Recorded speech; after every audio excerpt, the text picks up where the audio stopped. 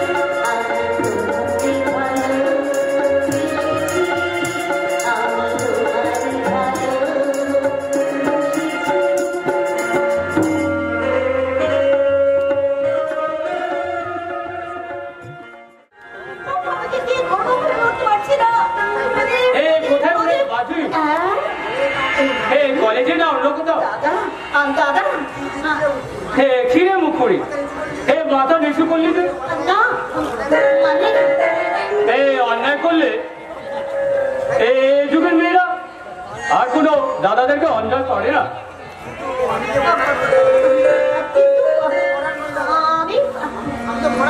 দাদা, আমি তো আর মডার্ন নই, আমি তো তোমারই ছোট্ট বোন। তা 10টায় কলেজে না গিয়ে তুই পার্কে বসে কি করছিস? ও মানে ওই কলেজ করছিস দাদা? এই পার্কেতেই কলেজ করছে। তার মানে আমি বুঝাবো ঠিক,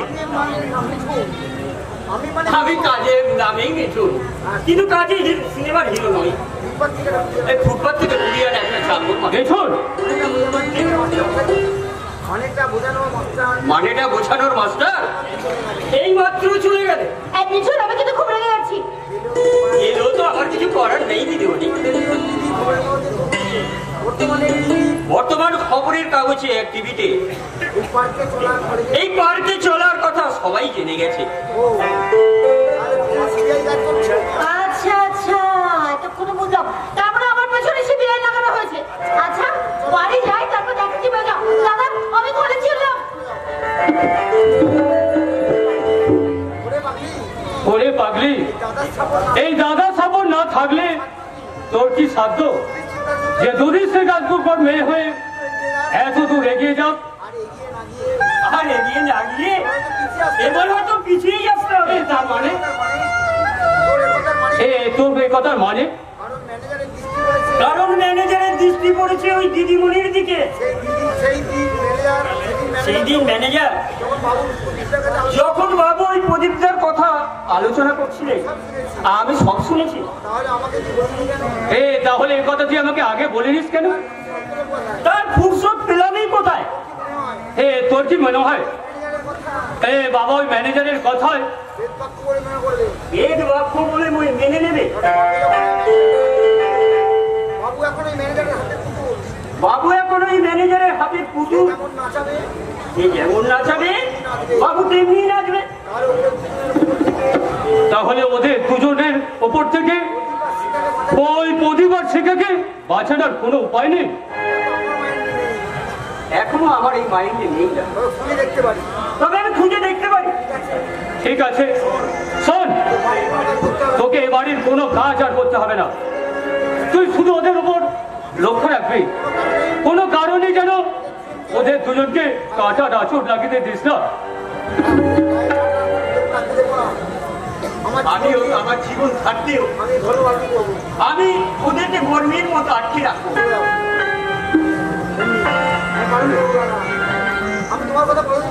আমি তোমার কথা পালন করবো দাদা, আমি তোমার কথা সবসময় পালন করি।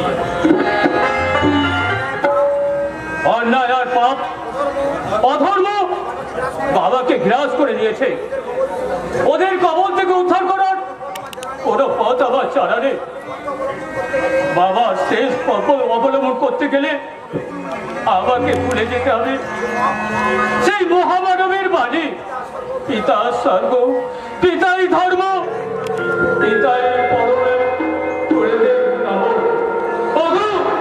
তোমরাই বলে দাও, পিতার অঙ্গীকার করতে পুত্র কি করা উচিত? মানুষের পাল্লায় পড়লে এইরকম অন্যায় অধর্ম অপরাধ বোধ আমাদের সঙ্গী করতেই হবে। এই দেখুন, ওদের সঙ্গী করে আমি আত্মসুখের জন্য আজ বাজার করতে বেরিয়েছি। আমার মনে হচ্ছে এই বাজারের ব্যাগটাকে ছুঁড়ে ফেলে দিয়ে এই পাতার ভগবানকে জিজ্ঞাসা করি, ঈশ্বর তুমি এই নারী জাতিটাকে কোন উপাদানে তৈরি করেছেন বর্দা? কারণ ঈশ্বর যা করেন মানুষের মঙ্গলের জন্য করেন। মিথ্যে পবিত্র সবটাই মিথ্যে। বর্দা শুধু নারী বড় বন্ধু একাই নয় বর্দা, মাও তো নারী। না পবিত্র না, মায়ের উপমা শুধুমাত্র মা। এটা তো ভুল নয় যে বর্দা, নারী মহিষী ভুল আমাদের যে আমরা তাদের সঠিক পথে চালনা করতে পারি না। তবে কি আমি এটাই বুঝবো আমার এই অক্ষমতার জন্য আজ আমার সোনার সংসার সংসারে পরিণত হলো না? না বর্দা, না। সংসার কখন কার জন্য কেউ বলতে পারে না। কদিন শুধু আর স্বার্থপরতার কারণ কদিনই সংসারকে ভেঙে টুকরো টুকরো করে দিয়েছে। এই পৃথক সংসারের জ্বালা আমি আর সহ্য করতে পারছি না।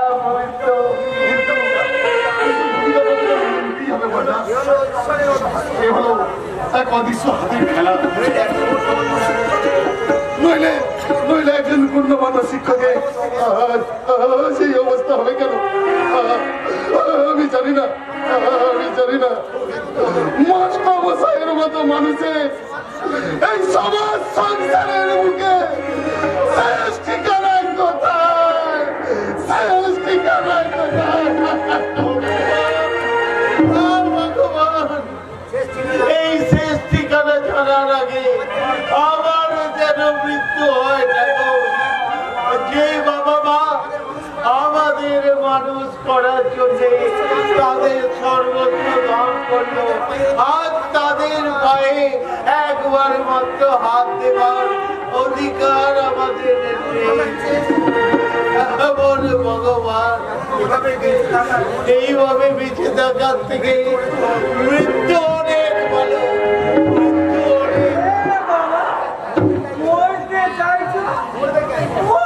কেন শুনুনি কবির বাণী, মরিতে চাই না আমি এই সুন্দর ভুবনে, মানবের মাঝে আমি বাঁচিবারে চাই।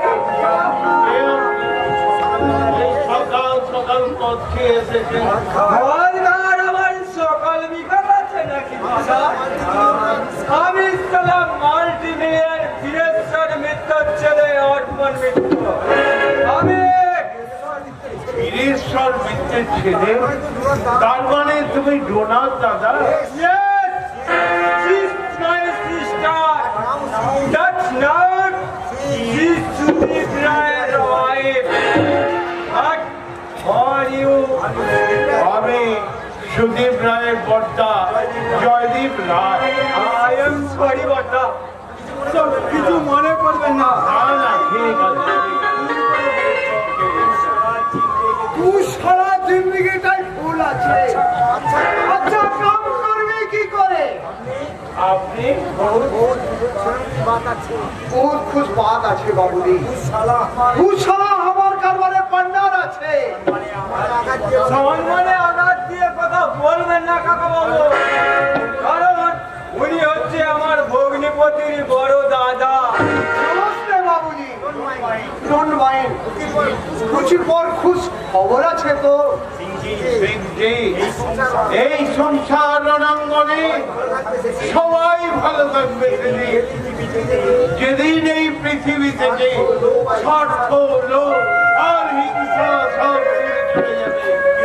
কিন্তু সাত মন্ত্রের উঠবে না আর রাধিকাও রাখবে না। নমস্কার। আপনি আমার আত্মীয়র কাছে আমাকে অপমান করলেন। তুই সারা সকালবেলায় দারু পিয়েছি, তোকে মাতাল বলবে না তো ভদ্রলোক বলবে। জয় শিয়ারা। ওসব কথা বাদ দিয়ে কাজের কথা বলুন কাকা বাবু। बहुत अच्छे बेटा, ওই কাপকে लिए তোকে আমি করবারে पंडाल बनाया। तू ইয়ং ব্লাড, কিন্তু দেখেন কাজের না আছে। বলুন কি কাজ করতে হবে, আমি জান লইয়া আপনার কাজ করবো। পারবি? তুই পারবি বেটা? ওই 1900 সাল কি বিরাট শেষ ফয়সলা করতে পারবো, নিশ্চয় পারবো। বলুন ওই 1982 সাল মাঘী পূর্ণিমার দিন কি ঘটেছিল? বলবে, তোকে জরুর বলবে বেটা। তার ভাই তোকে একটা ছোট কাম করে দেখাতে হবে। বলুন সে কি কাজ? আগামী সোমবার তুই যাবি যুধিষ্ঠির বাবুকার অফিস। তুই সারা খবর 6 লাখ রুপিয়া গড়বড় করিয়ে দিয়েছে। ওই রুপিয়া তোকে ইনি হারু আদায় করতে হবে। ও টাকার জন্য আপনি চিন্তা করবেন না কাকা বাবু, মনে করুন ও টাকা আপনার ক্যাম্পাসে জমা পড়ে গেছে। আমি বলবো 1982 সাল কি? বলবে 1982 साल की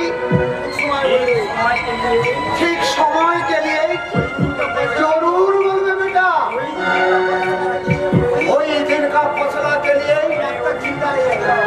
আমার अभी तो जिंदा আছে। ये सत्तर सिंह खान खड़ा करके छोड़ बेटा। वही दिन का जरूर चाहिए। खून का बदला खून, खून का बदला खून।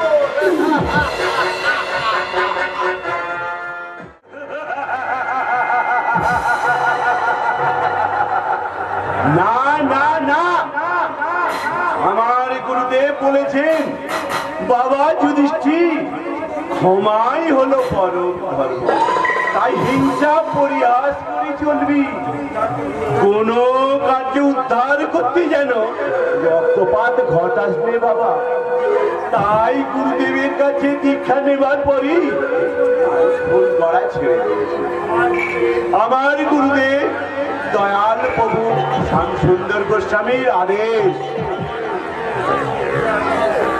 জানোয়ারটাকে একেবারে শেষ করে দেওয়া হয়েছে। বাহ, খুব ভালো করেছি। কেউ দেখেনি তো? না স্যার, এখানে আসার সময় কালু সর্দার দেখে ফেলেছে। কালু সর্দার তার ডিউটি তো বাড়িতে, সেই কারখানায় কি করছিল সেটা তো আমিও ভেবে পাচ্ছি না স্যার। অনুসন্ধান করো, কারণ কালু সর্দার যদি বেইমানি করার চেষ্টা করে।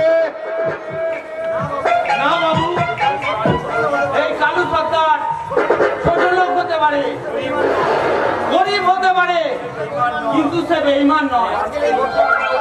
আজকের এই যে ঘটনার কথা আমার কাছ থেকে কারো কানে পৌঁছাবে না। তাহলে তুই এক কাজ কর, এই ডেড বডিটা বস্তায় ভরে ট্যাক্সিতে করে আজ রাতে গঙ্গার জলে ফেলে দিয়া। আমার মাফ করবেন বাবু, বলো এই কাজ আমি আর করতে পারবো না। কেন? এই আপনাদের রক্ষা করতে আমি সেই প্রদীপ বাবুকে লাঠি মেরেছি। সেদিন থেকেই আমার একমাত্র ছেলের প্রচন্ড জ্বর। দীর্ঘদিন চিকিৎসা করেও তাকে আমি সুস্থ করে তুলতে পারিনি বাবু। তাই আমাকে কাঁদিয়ে গত রাতে সে আমাকে চিরতরে ছেড়ে চলে গেছে বাবু। শোন কালু, যে গেছে সে তো আর ফিরে আসবে না। তাই তার দুঃখ ভুলে আমাদের যে তার কর্তব্য করতেই হবে। না না বাবু, এ পাপ কাজ আমি আর করতে পারবো না। তাহলে কিসের জন্য এখানে ছুটি নিতে এসেছি বাবু। আজ থেকে আমি এই পাপ কাজের ছুটি নিতে এসেছি বাবু। আমাকে এই পাপ কাজের জবাব দিতে এসেছি বাবু। আমি তাই এই পাপ কাজের জবাব দিয়ে গেলাম। শোন কালু, শোন। আরে ভাই, কাজের জবাব দিয়ে এবার তো না খেতে দেবো। তাই বলছি না বাবু, ভগবান আমাকে এই শক্ত দুটো হাত দিয়েছে। এই বড় কিছু করতে না পারলেও এই হাত দিয়ে আমি মোট বইতে পারবো, রিস্কা টেনে খেতে পারবো বাবু। কিন্তু বাবু, এই কাজ আমি করতে পারবো না বাবু। এই কাজ মনে রাখিস কালু, বেইমানি করার চেষ্টা করলে বাবু এই এলাকার 100টা বেইমানির মধ্যে 99টাই আপনাদের মতো শিক্ষিত ভদ্রলোকেরা করে থাকে বাবু। কিন্তু আমাদের মতো ছোট লোকেরা নয়। আমার মতো মূর্খ ছোট লোকের দল নিমককে তার দাম দিতে জানে বাবু, কিন্তু বেইমানি করতে তারা থেকেনি বাবু।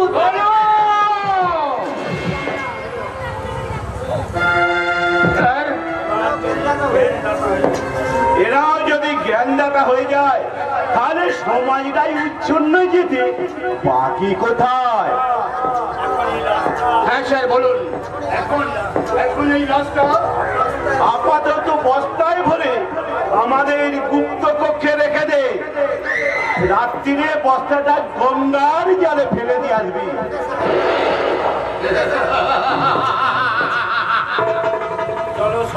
চলো চলো সরকার।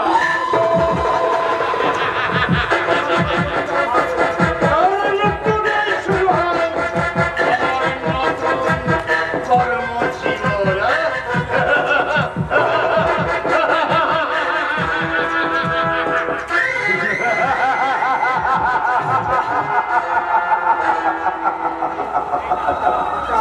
কাঁটা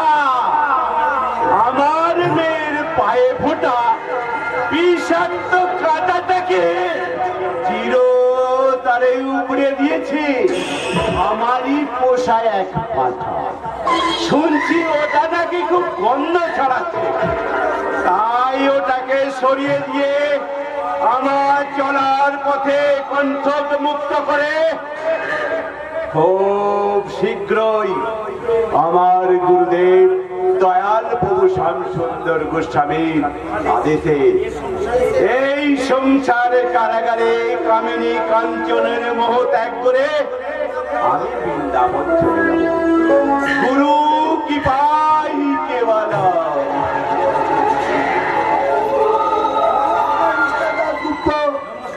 নমস্কার। আপনি আমার গুরু প্রণামের সময় হঠাৎ গুরুদেবের পরিবর্তে হঠাৎ দাদাবাবু কেন? আমরা সবসময় হঠাৎই আসি। যাক বলুন প্রদীপ বাবু এখন কোথায়? ওটা তো আমি বলতে পারবো না, আমি তো সব সময় আমার গুরুদেবের চরণে পড়ে থাকি, ওটা আমার ম্যানেজার বাবু জানে। আপনার জানার প্রয়োজন আছে বলে মনে করি। শুনুন মিস্টার দাসগুপ্ত, প্রদীপ রায় আপনার কারখানায় ঝোঁক দিয়েছিল, কিন্তু এখন বাড়ি যায়নি। তার মানেটা নিশ্চয়ই জানবে। তার আগে বলুন আমার প্রশ্নের উত্তর আগে দিন।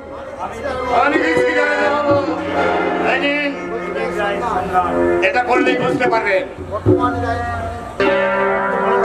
বর্তমানে দায়বদ্ধতায় আমাদের কোনো দায়বদ্ধতা নেই। তাহলে আমরা বলতে চাইছেন প্রদীপ বাবু বেলা 12টার সময় ছুটি করে বাড়ি চলে গেছেন। আমি বলছি না দারোগা বাবু, বলছে প্রদীপ রায়ের অ্যাপ্লিকেশন। ভাই রিমেম্বার মিস্টার মজুদার হাত দিয়ে মাছ ডাকার চেষ্টা করলো, মাছটা কিন্তু আমার চোখে পড়ছে। সেই নতুন তত্ত্ব নিয়ে আবার আমি আসবো, সেই দিনের জন্য তৈরি দেখুন। চলি।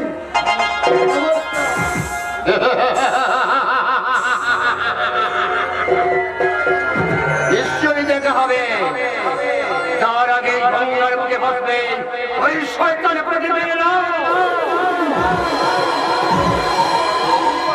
কিন্তু হলো আমি বুঝতে পারছি না ওই দরখাস্তটা প্রদীপের নিজের হাতের লেখাটা শুধু কয়েকদিন আগে, শুধু আজকে আমি আজকের তারিখটা ভ্যানিশ করে সেই জায়গাটায় আজকের ডেটটা বসিয়ে দিচ্ছি। বেশ করেছিস বাবা, এই না হলে আমার কারখানার ম্যানেজার। আমি তো আপনার এই পদতলে বসে শিখেছি স্যার। আমি কে বাবা? সবই আমার গুরুদেব দয়াল শ্যামসুন্দর গোস্বামী। আমি যন্ত্র, তিনি যন্ত্রী। তিনি যেমন ভাবে চালান আমি তেমনি ভাবে চলি। গুরু কি পাই কেবলা।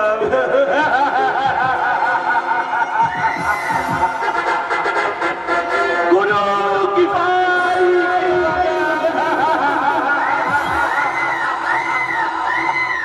গুরু কি পাই কেবলা।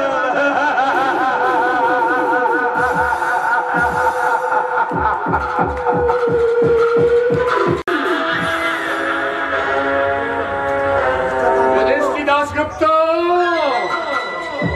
সত্যই আপনি একটা যন্ত্র, তবে ওই যন্ত্রটা চালাবো আমি।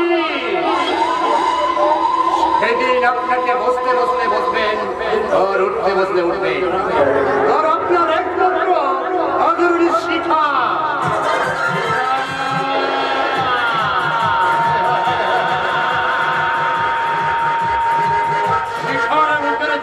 প্রদীপকে আমি নিভিয়ে দিলাম। এইবার সেই মুখের মধু অত্যন্ত পান করিলেও বাধা দেবার একেবারে আমি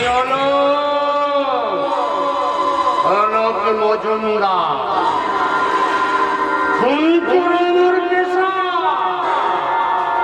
সুন্দরী মেয়েদের ধরে আনা আমার নেশা।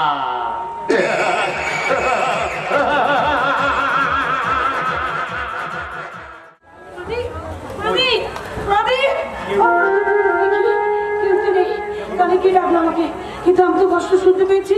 প্রদীপ কোথায়? আমার প্রদীপ, ও প্রদীপ! ভোরবেলা এই জ্বর গায়ে কেমন ভাবে উঠে এলে করুণা? তোমায় না ডাক্তারবাবু এই বিছানা ছেড়ে উঠতে মানা করেছে? আমার যা সত্যি ইচ্ছে করছে না গো। আমার প্রদীপটা বিপদে পড়েছে। আমার প্রদীপ বিপদে পড়ে আমাকে আত্মস্বরে ডাকছে, মা মা বলে ডাকছে। না না, ওটা তোমার মনের ভুল। হয়তো সে দেখবে কোনো কাজে আটকে পড়েছে, তাই সে বাড়ি ফিরতে দেরি করছে। হ্যাঁ, তুমি দেখো সময় হলে সে নিশ্চয়ই বাড়ি ফিরবে। জানি না কখনো, জানি না। আজ 5 দিন হলো সে কাজে গেছে। তাকে আমি তন্ন তন্ন করে আমি তাকে খুঁজে পেয়েছি, তবু তাকে আমি কারোর কোথাও সন্ধান জানাতে পারিনি। তোমরা পাওনি, তাহলে জল একটা ছেলে এই জগৎ সংসার থেকে কর্পূরের মতো উবে গেল।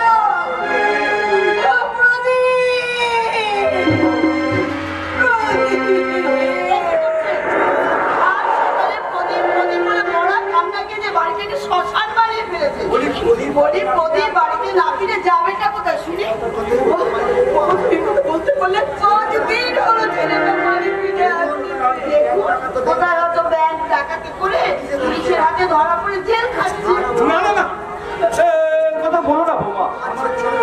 আমার ছেলে না খেয়ে মরবে, তবু এমন সে হীন কাজ করতে পারে না, পারে না। আর সাফাই গাইতে হবে না। বেকার বাউন্ডুলের অব্বা ছেলেরা কোন সুকর্ম করে বেড়ায় সেটা জানতে আমার বাকি নেই। অত কথায় আমার কাজ নেই। আমি আলাদা হাড়িতে সংসার করি।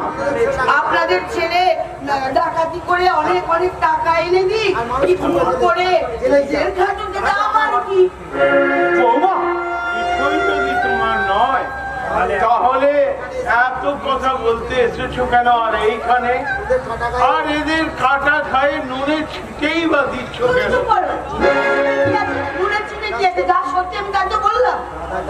কি ব্যাপার বলো তো দাদা? বাড়িতে এত হল্লা চেঁচামেচি কেন? দেখো না,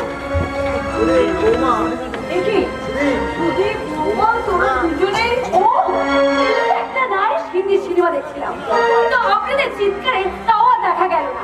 আর তাই আমি বলছিলাম কি, যখন যাচ্ছি প্রদীপের একটু খোঁজ। অসম্ভব। শুনি, আমি একটা রুচিশীল অফিসার হয়ে রাস্তার একটা রকবাজ মস্তানকে রাস্তায় রাস্তায় খুঁজে বেড়াবো? No never, it is absurd.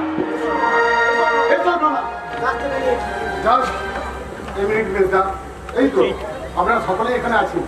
আমার একটা কথা পরে শুনবো বাবা। বলো তো, বলো তোমার কাঁধে ওকে?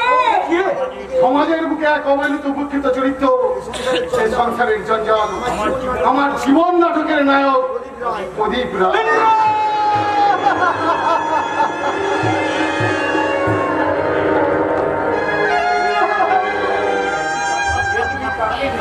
তুমি কাকে নিয়ে এসেছো ঠাকুরপো? তুমি কাকে নিয়ে এসেছো?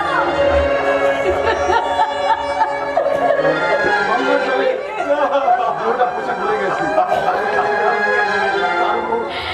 তারপরে শয়তানরা ওর মাথাটা এমন একটা শক্ত জিনিস ফেলে দিয়েছে যে এই পোশাক দেখে আমি চিনতে পারি যে আমাদের প্রদীপ।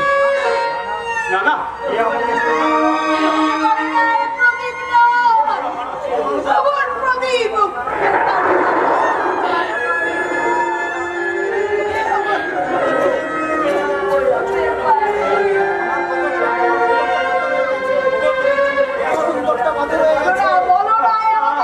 করুণা, আমার এই পাথরে চোখে জল ঝরতে পারে না। করুণা, শত চেষ্টা করলেও এই পাথরের চোখে জল ঝরতে পারে না।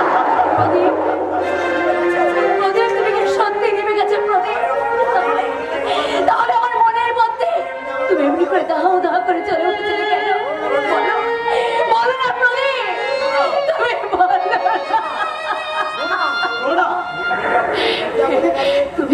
তুমি যা বলে গেলে শেষ পর্যন্ত তাই হলো। কি করে এমন হলো? বলো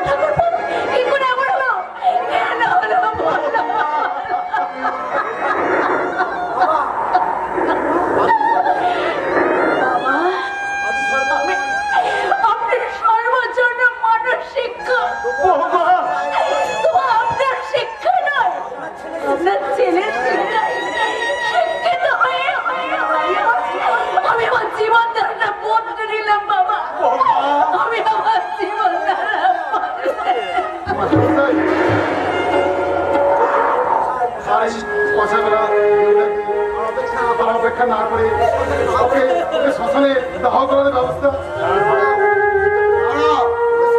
ওকে শ্মশানে দাহ করার আগে আমাদের সকলের মাঝে একটা কথা পরিষ্কার হয়ে যাওয়া দরকার।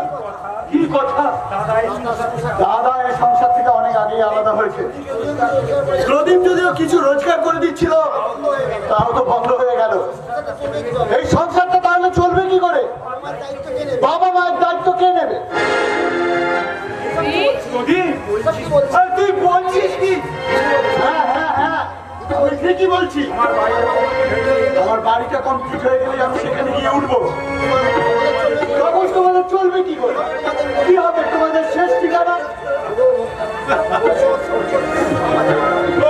সভ্য শিক্ষিত সমাজের মানুষ তোমরাই বলে দাও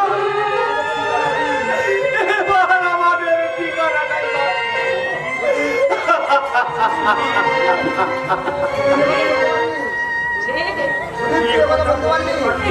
তুই বলতে পারবি সকালে হারিয়ে যা ভাই তোর কাছে এই বিচারটা বড় নয় মা, প্রয়োজনীয় আছে বলে মনে করেছি। বাবা মায়ের দায়িত্ব কে নেবে? আমার আপনার একার পক্ষে কিন্তু এসব সম্ভব না। বাবার মার জন্য তুই চিন্তা করিস না সুধীর, ওদের দুজনের দায়িত্বই আমি নিলাম, আমি নিতে পারবো। না না, আমি কিন্তু নিতে পারবো না। আমাদের যখন আলাদা করে দিয়েছে তখন এসব বোঝা নিয়ে আমরা কি করবো? ওখানে কাউকে কোনো দায়িত্ব দিতে হবে। আমি কারোর অন্য কোনো ভাগ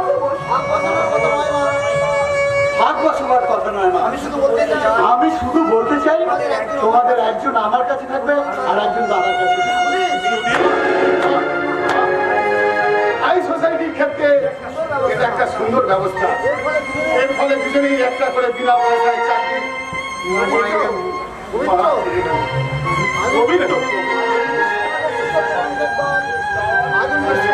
এই আধুনিক সমাজের সুশিক্ষিত সমাজের মানুষ তোমরা এই কান পেতে শোনো,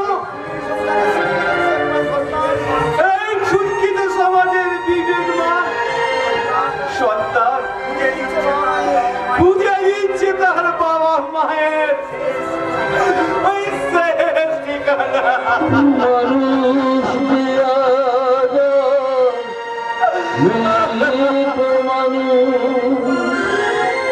দুনিয়াটা শুধু স্বার্থে ওরাজ ভাই সংসার করিল সবাই মানুষকে নেই তো মানুষ দুনিয়াটা শুধু স্বার্থে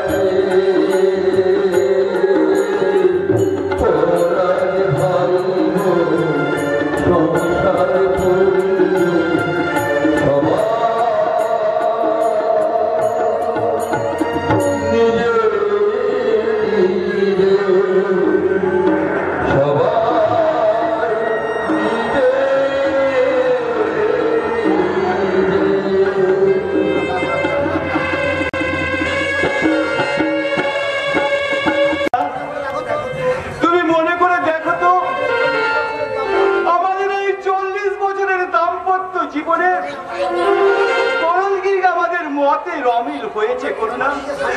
আমরা কি হারিয়েছি ওই চলার পথের নিশানা।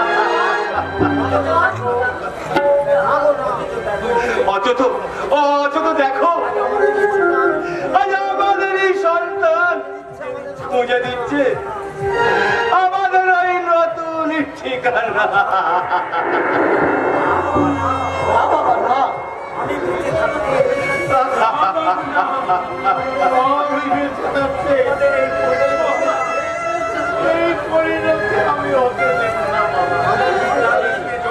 বাধা দিস না জয়দেব, এই সমাজ সংসারের মূল্য বেতন করার কমল পুরি কেমন এই সবার সংসার থেকে তুই কেন বিচ্ছিন্ন হয়ে যাবি বাবা? আয় আয় বাবা, তোকে আমি তোর ওই উপযুক্ত স্থানে রেখে আসি।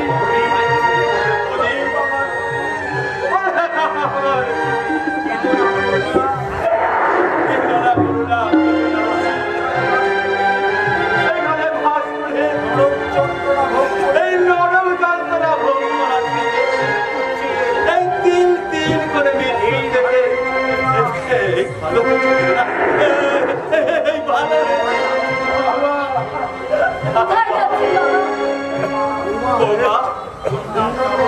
ওই পূর্ণাম নরক থেকে উদ্ধার করবো বলে এই সন্তানের আর এক নাম পুত্র, সেই পুত্র হারা পিতা আমি, আমার অক্ষম অবদার্থ পিতা আমার উপর অনেক দায়িত্ব দিয়ে গেছে। আগে ওই পিতার মুখাগ্নিকোত্র পুত্র কেমন এই যুগ ধর্মের নিয়মে এই পুত্রের মুখাগ্নি করতে চলেছে, তার এই বৃদ্ধ অসহায় পিতা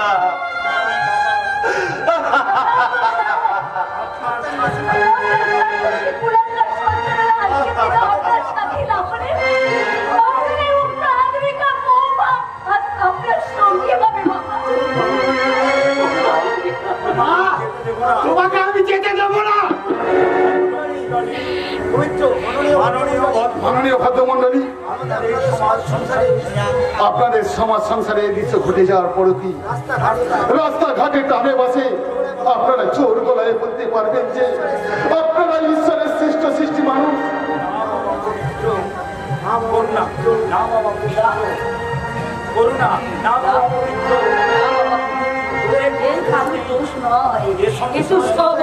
সংসারের নিয়ম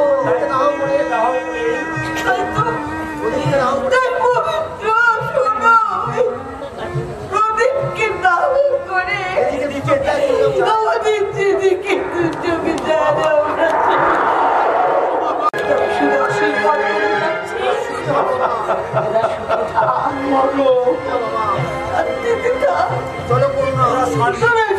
চলো চলো করুণা, আমাদের যে যাবার সময় হলো, এই প্রদীপের ডাকে সাড়া দিয়ে এই বিচিত্র সংসার থেকে চির বিদায় নিয়ে আমরাও শ্মশান আর ওই ঈশ্বরের নিকট যাবো না। এই যাত্রাই যেন আমাদের শেষ যাত্রা হয় না।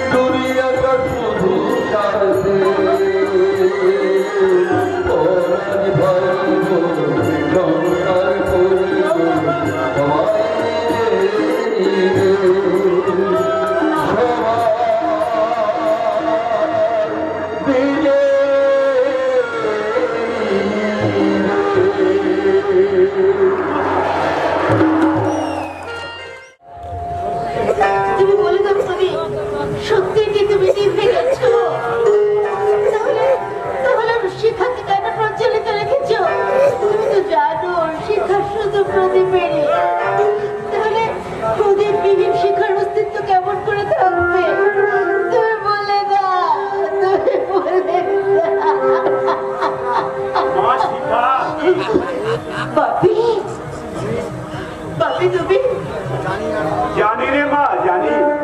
আমি সব জানি, কিন্তু কি আর করা যাবে বল, নিয়তি কেন বাধা দেবে? নইলে আমিও তো চেয়েছিলাম গরিব হলেও তোকে আমি প্রদীপের হাতে তুলে দেবো। এখন আমি কি করবো? ঘটনা কি করবো বাপি? এখন আমি কি করবো তুমি বলে দাও। মহাকালের গতি কারের জন্য অপেক্ষা করে না মা। তাই বলছি ওই জীবনের প্রয়োজনে আগের জীবনে ফিরে যা। না বাপি, না, না হয় না, না কিছুই হয় না। আমার যে সারা দেহ মন চুলে প্রদীপ। নিভে যাওয়া প্রদীপ নিয়ে রাত জেগে বসে থেকে কি লাভ মা? প্রদীপ নিভে গেলেও তার জ্যোতি যে আমার হৃদয় থেকে মুছে যায় না বাপি। বুঝতে যে হবেই রে মা, নইলে তোর আশায় থাকা আমার কাজগুলো। তোমার কাজ? বেশ বলো বাপি, কি তোমার কাজ? 16 কলায় সৃষ্টি হয় নারী, তোর সেই ছলা কলায় পুরুষকে মোহিত করে নিজে মদ খেয়ে তাকে মদ খাইয়ে দশকারি কাজ।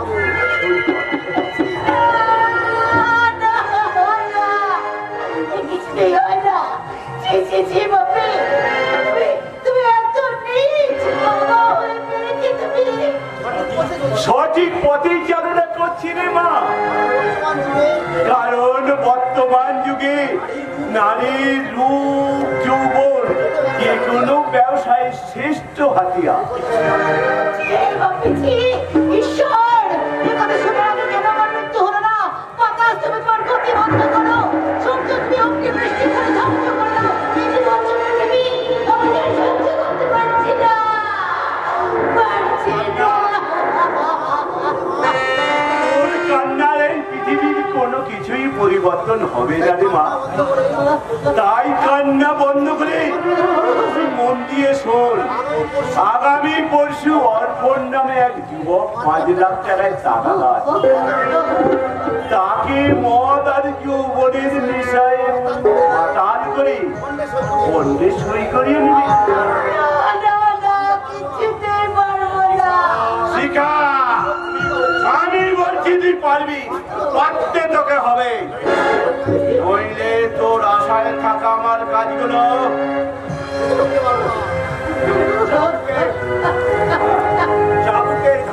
চাবুকের গায়ে তো তেজ চামড়া আমি তুলে নেব। আর এর অন্যতা হলে আমার গুরুদেব দয়াল প্রভু শ্যাম সুন্দর গোস্বামী অবদ্ধতার শাস্তি বড় ভীষণ রে মা, বড় ভয়ঙ্কর। গুরু কৃপায়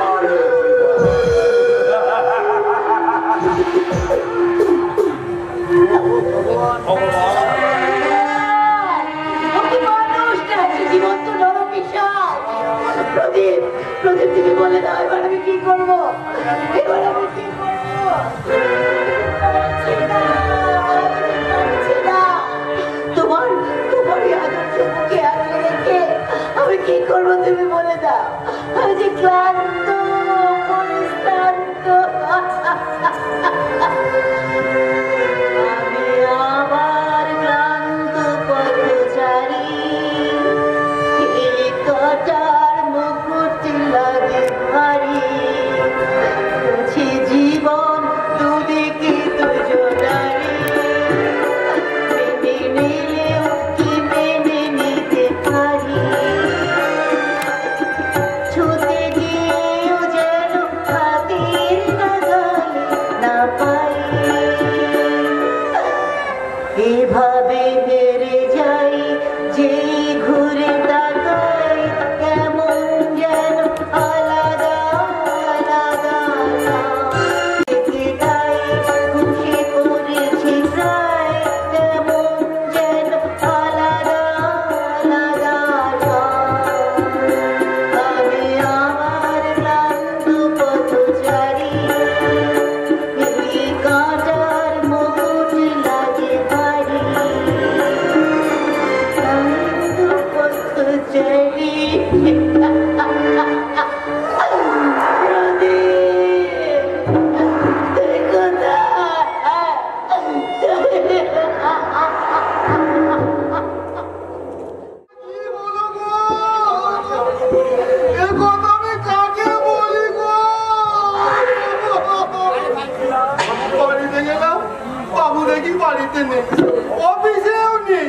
এই পারে কেটে দেখি এখন আমি কি করি গো? এই বাবা করছ আরে বাবু আমাকে বাঁচান বাবু। আরে আরে জয় সিয়ারাম। জয় সিয়ারাম। बोल बेटा क्या हुआ? बोल बेटा क्या हुआ? বাবু গো আমার এখন কি হবে গো বাবু? আমার বউ মানে যেই নার্সিং হোমে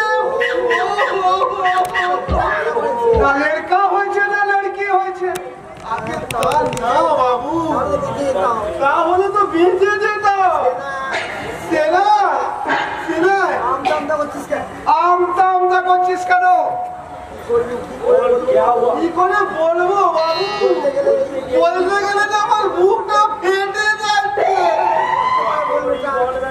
একটু কষ্ট করে বলবে না, আমার ভি জরুরি কাম আছে।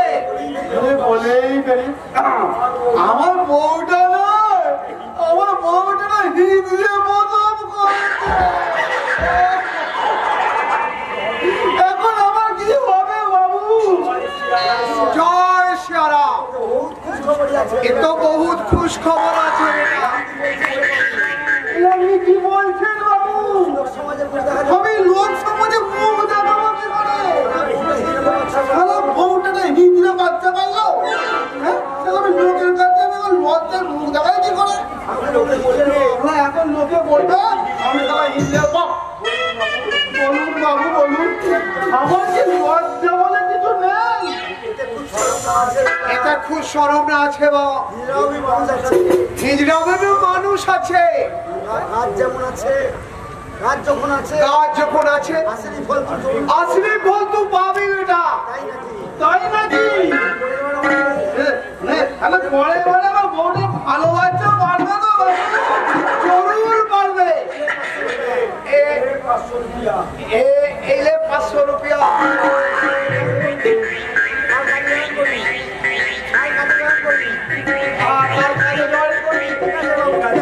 ঠিক আছে বাবু, ঠিক আছে।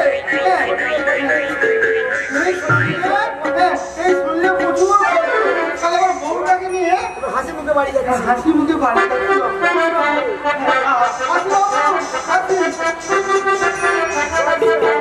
জয় সিয়ারাম।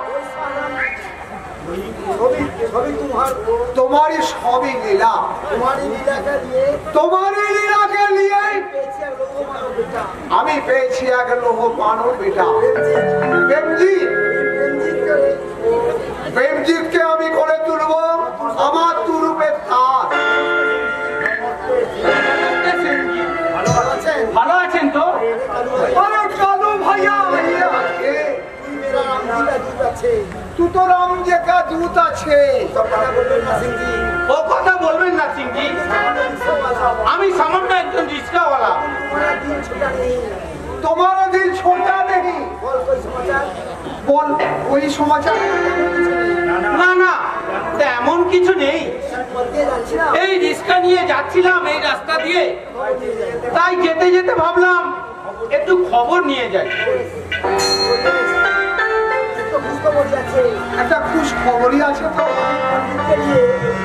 আমি প্রেমজিৎকে নিয়ে একটা নকলি জোগাড় করিয়াছি। নগরি মানে চাকরি? পায়ে ধুলো দিয়েছি। বেঞ্জির চাকরি করবে, সে সমাজের বুকে মাথা উঁচু করে বাঁচবে। কি আনন্দ!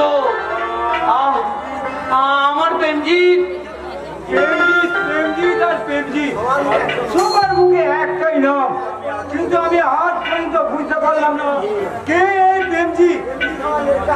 প্রেমজিৎ আমার লেখা আছে, কিন্তু কাকাবাবু আপনার স্ত্রী বা ছেলে আছে বলে এই কথা তো আগে কোনোদিন শুনিনি। আর শুনেছি বলে কি আমার লেখা থাকতে নেই? নিশ্চয় পারে, কিন্তু ওই কিন্তু না আছে। আমার লেখা প্রেমজিৎ লোকের নগরী পাইয়ে হবে? আপনারা কথা বলুন, আমি আসছি সিংজি। নমস্কার। আচ্ছা কাকাবাবু, বেশ কয়েকদিন ধরে দেখছি ওই লোকটা আপনার কাছে যাতায়াত করছে। এটা কি? ও আমার পুরানো দোষ আছে। দোষ? আপনার মতো মানুষের দোষ একজন রিস্কাওয়ালা কেন হবে না? তেরা মাফিক মাতাল যদি আমার পান্নার বানায়া, আর ও দোষ থাকতে অসুবিধা কোথায়? তো ঠিক নয়। आज युधिष्ठिर बाबू का पास जा, हिसाब मिटाना पड़ेगा। आगे पूर्णिमा सोई हिसाब, हमारा हिसाब मिटाई आनबी।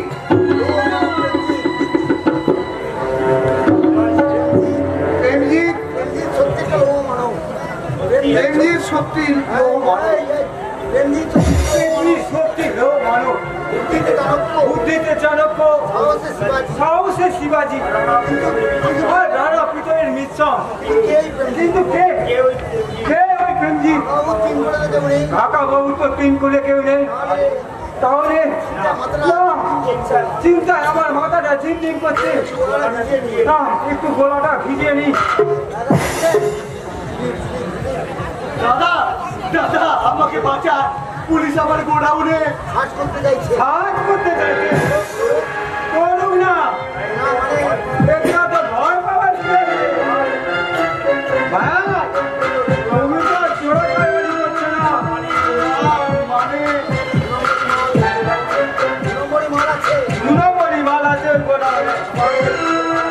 বাবা যেদিন তোমার হাতে কারবার তুলে দিয়েছিল, সেদিন তো কোনো দুনম্বরই মাল ছিল না। মানে আমি দুনম্বরই কারবারের কাজে পাঠিয়ে নিজেও দুনম্বরই হয়ে গেছো। তাই দাদা বৌদি গো ফুলের মতো নিষ্পাপ ছোট ভাইয়ের মৃত্যুতে একটুও তোমার মনে চিন্তা করে আমি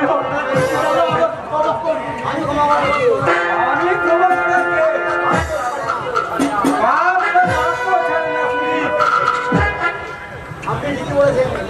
ঠিকই বলেছেন অর্পণ বাবু, পাপ কোনোদিন আইনের চোখে ফাঁকি দিতে পারে না। তাই এই কথা বলে আপনার গোডাউন আমি সার্চ করবই। আপনি কোন বেসিসে আমার গোডাউন সার্চ করবেন? প্রমাণ ও অর্ডার সাক্ষী নিয়েই আপনার গোডাউন আমি সার্চ করবো। আমি বলছিলাম কি, নির্ভয় বলুন। এতে 20,000 টাকা আছে। এটা নিয়ে ওই অর্ডার আর লোপাট করে দিতে বলছেন মিস্টার রায়। পশ্চিমবাংলায় যে পুলিশ অফিসার খাতায় আমার নামটা লিখে দিতে চাইছেন, আমি কিন্তু সেরকম পুলিশ অফিসার নয়। অফিসার? ইয়েস, আমি সেই পুলিশ অফিসার যে পুলিশে চুলে আপনার মতো 2 নম্বরের মানুষের 36 গা। তাই বলুন, গোডাউন আমি সার্চ করবই।